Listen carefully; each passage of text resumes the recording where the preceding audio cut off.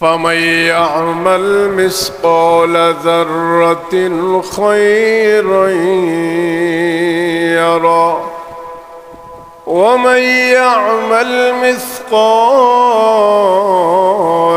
ذرة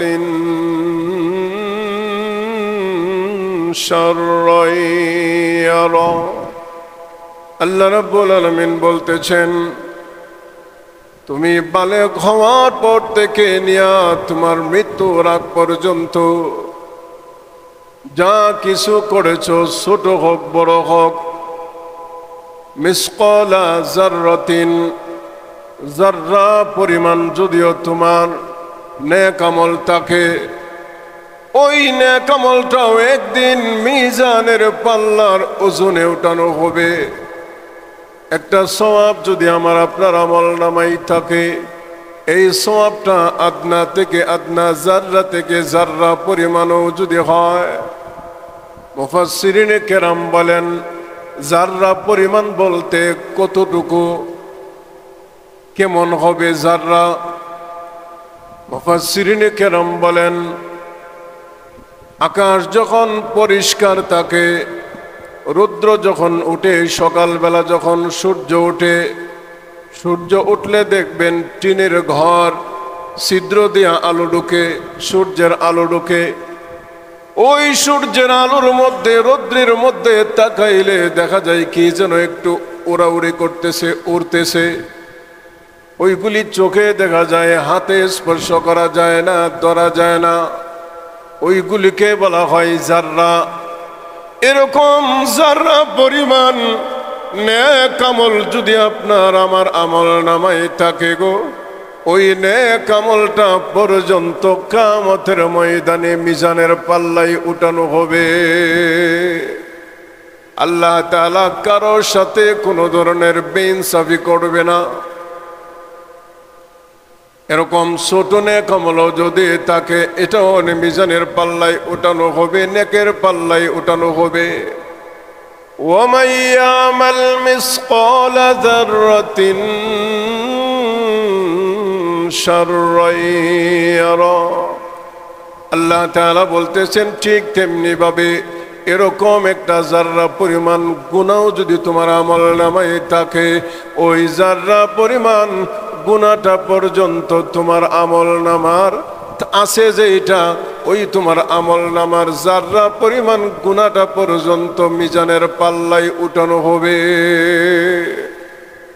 ওই সময় যদি আমার আপনার গুনার পাল্লা ওজন ভারী হয়ে যায়, উপায় নাই, উপায় নাই, উপায় থাকবে না। কেননা আল্লাহর হুকুম আমি মানি নাই, নবীর তরিকায় আমি জীবন পরিচালনা করি নাই।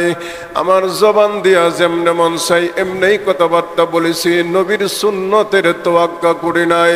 আমার সমাজে আমি যেইভাবে মন চাই সেইভাবে চলেছি, যার সাথে যেভাবে মন চাই সেভাবেই চলেছি, যতাই ততাই চলেছি, যেইভাবে জিন্দেগি মন চাই সেইভাবেই চলছে। ইসলামের কোনো তোয়াক্কা করে নাই, হালাল হারামের কোনো তোয়াক্কা করে নাই, নবীর সুন্নতের কোনো তোয়াক্কা আমি করি নাই। এই জন্যে কিয়ামতের ময়দানে যদি আমি ধরা খেয়ে যাই, আমার সাইতে না খান্দা, আমার সাইতে গুনাহগার এই দুনিয়ার জমিনে, আসমানের নিচে জমিনের উপরে দ্বিতীয় আর একজনও হতে পারে না। তো কুজা ওয়া সুন্নতে আহমদ কুজা, তো কুজা ওয়া সুন্নতে আহমদ কুজা, বো মোহাম্মদ কয়বুদ নিসফত তুরা, বো মোহাম্মদ কয়বুদ নিসফত তুরা। আল্লাহ নবী সম্পর্কে কবি আল্লামা ইকবাল বলেন, আমার নবীর সুন্নতের অনুসরণ করা তোমার জন্য কথা ছিল, তুমি কিন্তু নবীর সুন্নতের অনুসরণ করো নাই। নবীর দেখানো পথে নূর তুমি নিজেকে পরিচালিত করো নাই। তুমি তো চলার কথা ছিল সুন্নতের পথে, তুমি তো চলার কথা ছিল মুহাম্মাদুর রাসূলুল্লাহর দেখানো পথে এবং মতে। তোমার পথ কোনটা, আর তুমি দুনিয়ার ভিতরে চলতেছো কোন পথে? فمن يعمل مثقال ذرة خيرا يرى। এরকম যারা পরিমাণ নেক আমলও যদি আমার মধ্যে থাকে, এই নেক আমলটাও কিয়ামতের ময়দানে আল্লাহ আমাকে এই নেক আমলটা থেকেও বঞ্চিত করবে না। আমার মিজানের নেকের পাল্লায় উঠানো হবে, ওজন দেওয়া হবে। ঠিক তেমনি ভাবে আমার গুনাহও যদি থাকে, গুনাহগুলিও কিন্তু মিজানের পাল্লায় উঠানো হবে। এবার চিন্তা করার বিষয় হইল, আমি জানি না, আমি তো জানি না আমার নেকের পাল্লার ওজন বেশি হবে না গুনার পাল্লার ওজন বেশি হবে। যেহেতু আমি জানি না, এই জন্য আমাকে নেক আমল করতে হবে, আল্লাহর বিধান মতে চলতে হবে, নবীর তরিকায় অনুযায়ী আমাকে আল্লাহর গোলামি করতে হবে। কি কোন ঠিক না? আমার 50-70 বছর হয়ে গেছে, আমি এখন কোরআন শরীফ ঠিক মতে পড়তে পারি না, সময় পাই না। সময় পাইলেও আমি চোখে দেখি না, এমন আছে না নাই?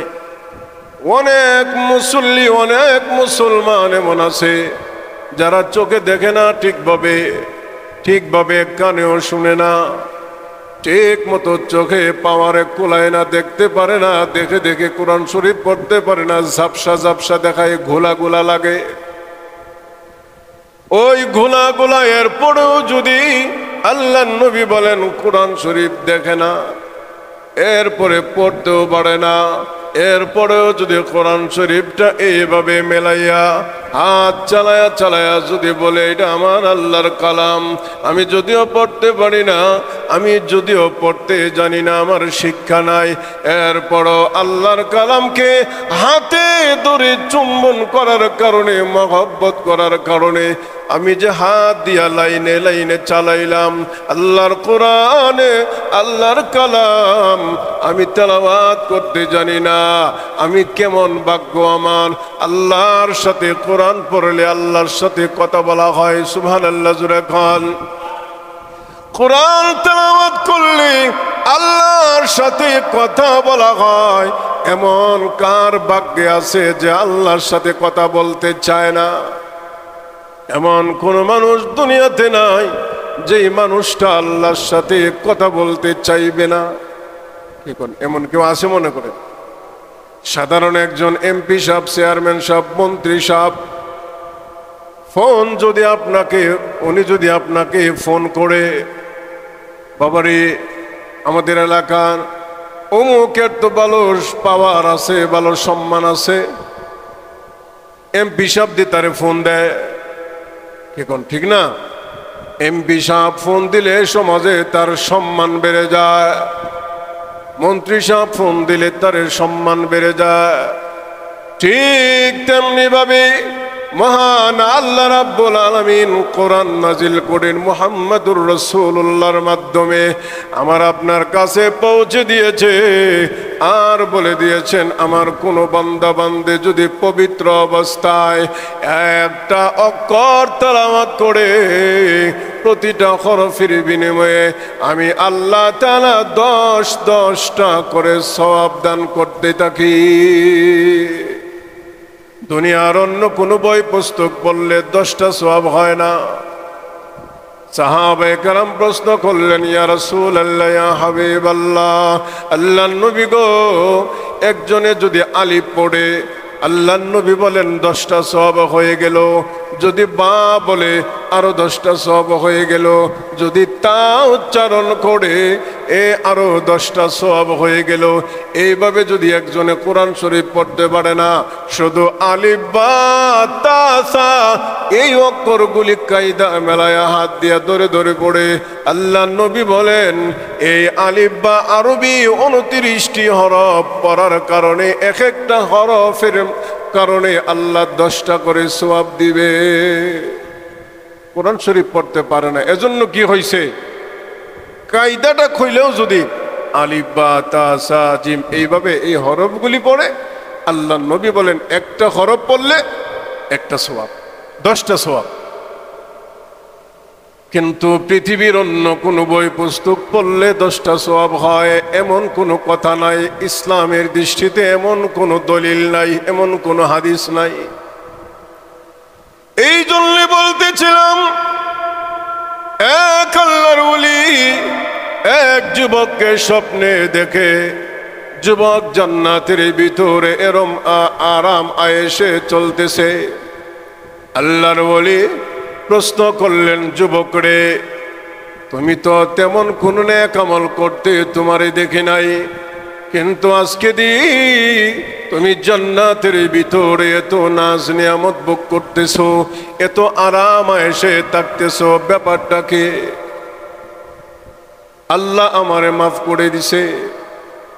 কিভাবে কি হইল? এতটুকু হওয়ার পরে আল্লাহর ওলির ঘুম ভেঙে যায়, আর স্বপ্নে কথা হয় না। ঘুম যখন ভেঙে যায়, দৌড়ায়া গেলেন, তার বিবির কাছে যায় প্রশ্ন করলেন, ও মা, তোমার কাছে আমি তোমার স্বামী সম্পর্কে জানতে এসেছি, বলো না তোমার স্বামী কি এমন নেক আমল করতো যে নেক আমলের কারণে আল্লাহ তাআলা তাকে জান্নাতের ভিতরের মেহমান বানায়া দিছে। ওই বিবি রান্নাঘরের ভিতরে ছিল, রান্না বন্ধ করে দিয়া দরজার কাছে আইসা সালাম দিছেন, আসসালামু আলাইকুম ওয়া রাহমাতুল্লাহি ওয়া বারাকাতুহু।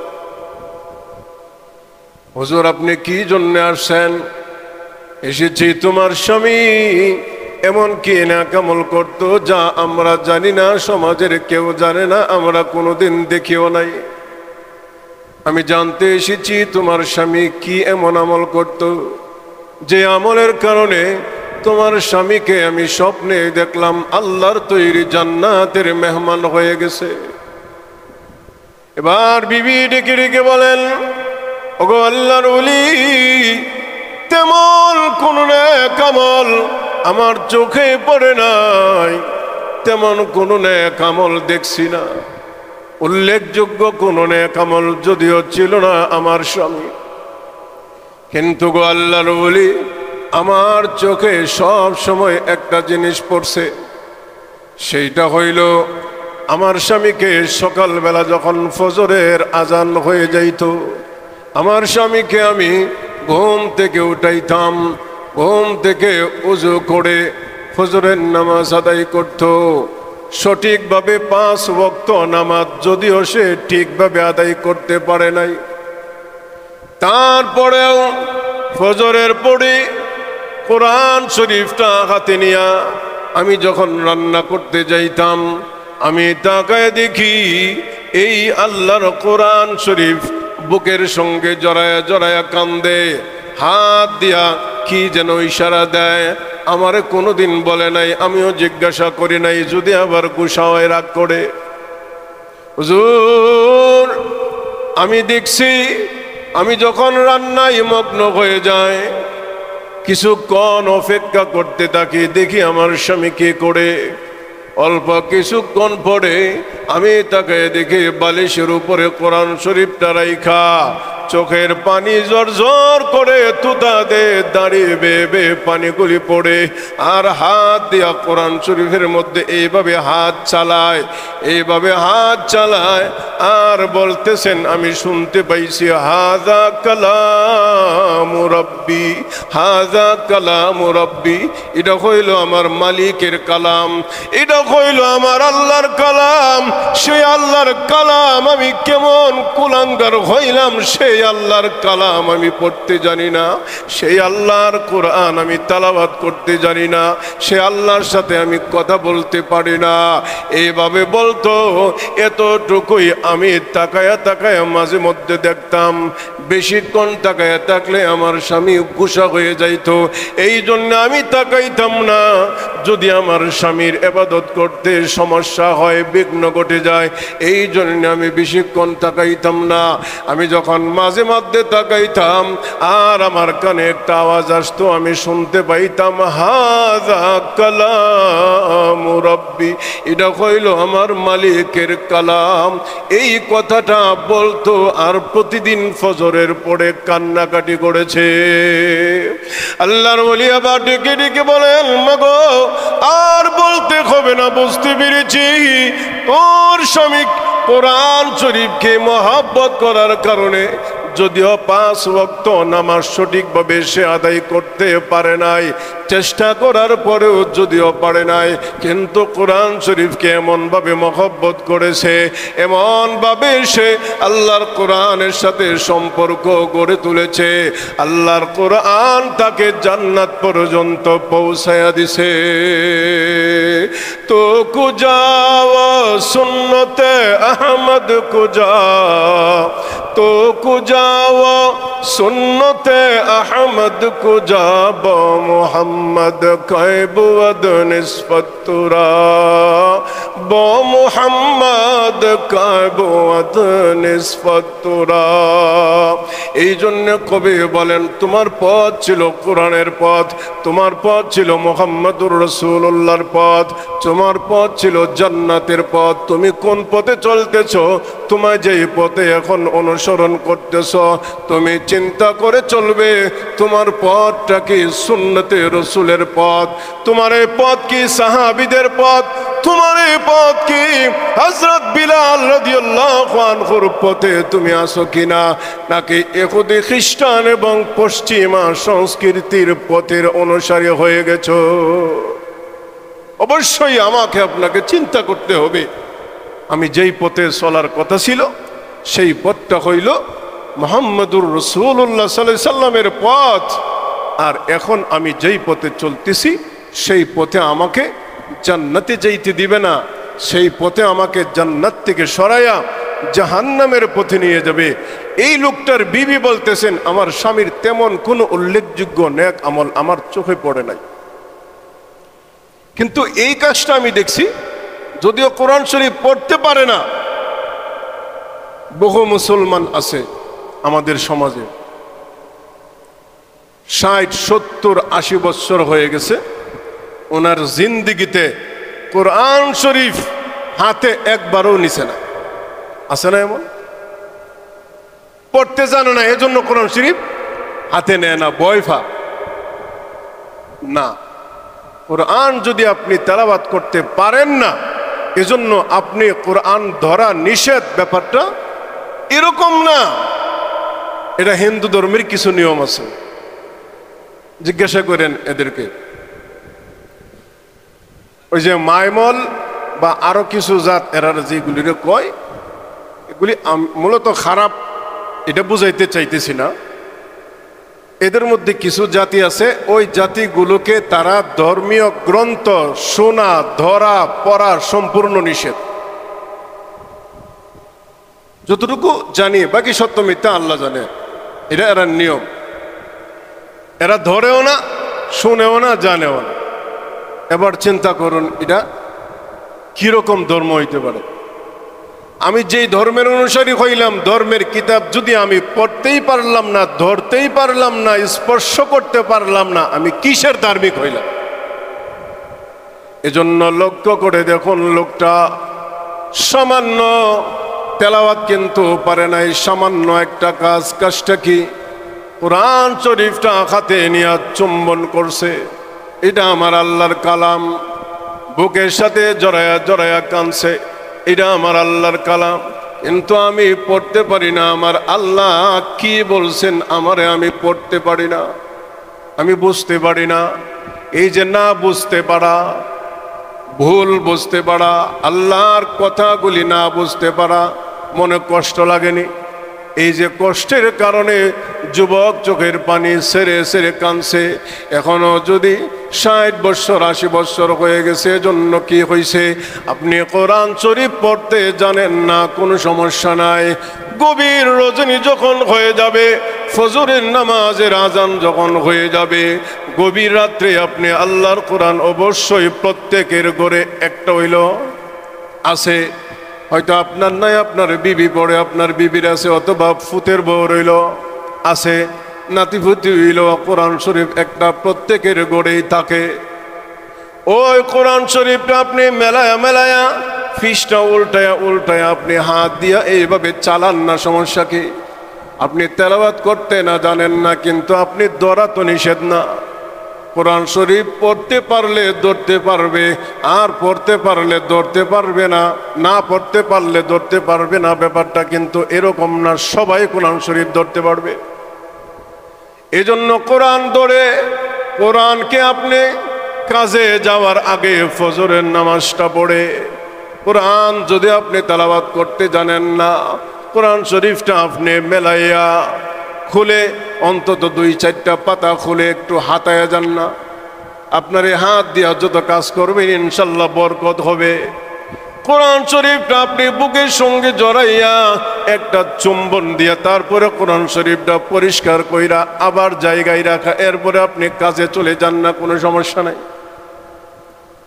যে পারে তেলাওয়াত করবে, পারে না তেলাওয়াত করবে না। এই জন্য আপনি যে কোরআনকে মহব্বত করেছেন, কিয়ামতের ময়দানে কোরআন আপনাকে অবশ্যই মহব্বত করবে। কোরআন এমনও হতে পারে কিয়ামতের ময়দানে কোরআন শরীফ আল্লাহর সামনে যাইয়া আল্লাহর কাছে এমনও বলবে, আল্লাহ এই লোকটা যদিও কোনো নেক আমল নাই, তেমন কোনো উল্লেখযোগ্য নেক আমল নাই, কিন্তু আমি যে তোমার কিতাব, আমি যে তোমার কালাম, এটা সত্য নি? বলে হ্যাঁ সত্য।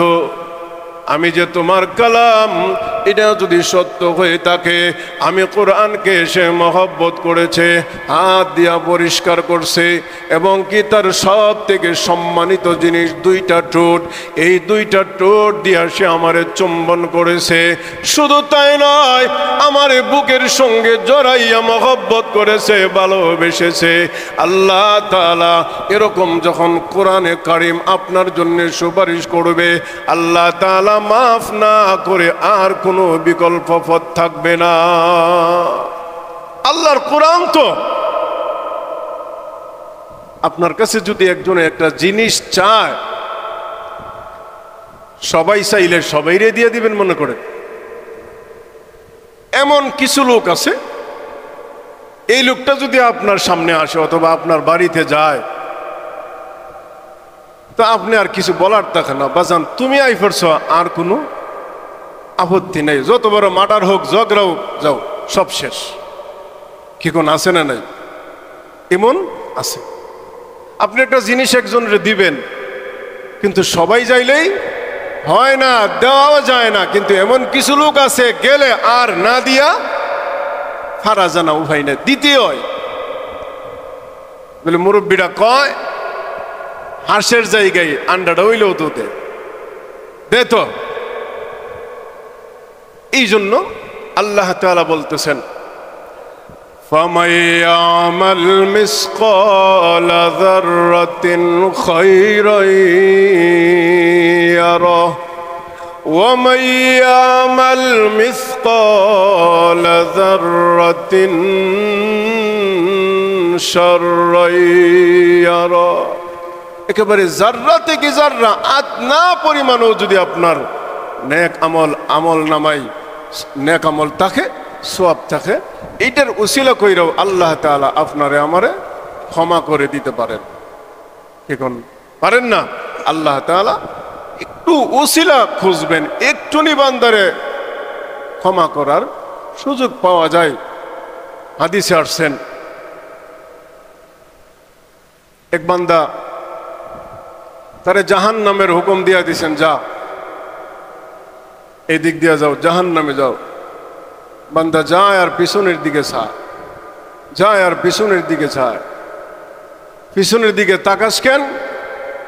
আল্লাহ তাকাই দেখে তোমার নিদয়া লাগে। আল্লাহ তাআলা ফেরেশতারে হুকুম দেয়, দেখো তো বান্দাটার সমস্তটা শরীর চিরুনি অভিযান দিয়া তল্লাশি করো, একটা নেক আমল নি পাওয়া যায়। তল্লাশি করতে করতে করতে করতে করতে করতে জিহ্বার নিচে একেবারে চুল পরিমাণ একটা নেক ফেরেশতারা পেয়ে গেছে। আল্লাহ, একটা নেক তো পাইছে। কোথায় পাইছো? জিহ্বার নিচে আল্লাহ তাআলা বলবেন তার সব দলিল আদিল্লাগুলি, তার সমস্ত প্রমাণগুলি বের করে দেখো, এই সওয়াবটা কোথায় হয়েছে। উল্টাইতে উল্টাইতে ফেরেশতারা দেখবেন এই সওয়াবটা দ্বীনি এক কাজে সে ইসলামের উপকার হয় এমন একটা কথা বলছিল, এই কথাটার কারণে ওই জায়গাতেই আল্লাহ তাআলা এই সওয়াবটা লুকায় রেখে দিয়েছেন। আল্লাহ তাআলা এই বান্দাকে সাথে সাথে ক্ষমা করে, যা বান্দা তোর এই সওয়াবটার উসিলা কইরা একটা সওয়াব তো পাইছি আমি, যা তোর সব গুনাহ মাফ করে জান্নাত দিয়ে দিছে। আল্লাহ তাআলা বান্দার এরকম সামান্য একটু উসিলা খুঁজবেন, সামান্য একটু আমল, যদি এই আমলটাই আল্লাহর দরবারে কবুল হয়, এই আমলটাই আমার জন্য নাজাতের উসিলা হয়ে যাবে। এজন্য আসুন আমরা আল্লাহ তাআলার বাণী যেহেতু সামান্যতম হইলেও এটা নেকের পাল্লায় উঠানো হবে, আবার সামান্যতম গুনাহ হইলেও এটা গুনার পাল্লায় উঠানো হবে।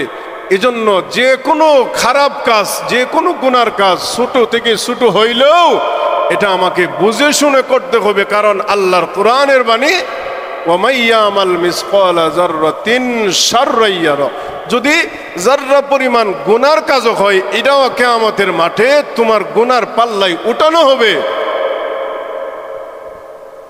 আপনি 1000 গ্রাম ওজন দিবেন, এর মধ্যে যদি 1 গ্রাম কম হয় 1000 গ্রাম হইল না, না হইলে আপনার পাল্লা ওজন সমান হয়েছে না, তাহলে এতটুকুর জন্য যদি আমি আপনি ধরা হয়ে যাই। এজন্য যাররা পরিমাণ নেক আমলও আমার করা উচিত, যাররা পরিমাণ গুনার কাছ থেকেও আমি বেঁচে থাকা উচিত। আল্লাহ তাআলা এই জন্যই আমাকে আপনাকে এই কথাগুলো বলে দিয়েছেন নবীজির মাধ্যমে। আজকে থেকে 1500 বছর আগে নবী মুহাম্মদুর রাসূলুল্লাহ সাল্লাল্লাহু আলাইহি সাল্লামের মাধ্যমে আমার আপনার কাছে কোরআন শরীফ আল্লাহ তাআলা সংরক্ষণ করার ব্যবস্থা করছেন। আমি আপনি আমার আমল, আখলাক, চরিত্র সব কিছুকেই আমিই সংরক্ষণ করতে হবে। আল্লাহ তাআলার কাছে দোয়া করি, আল্লাহ তাআলা আমাকে আপনাকে সকলকেই এই সংক্ষিপ্ত কথাগুলির উপরে আমল করার তৌফিক দান করুন। সবাই বলে আমিন।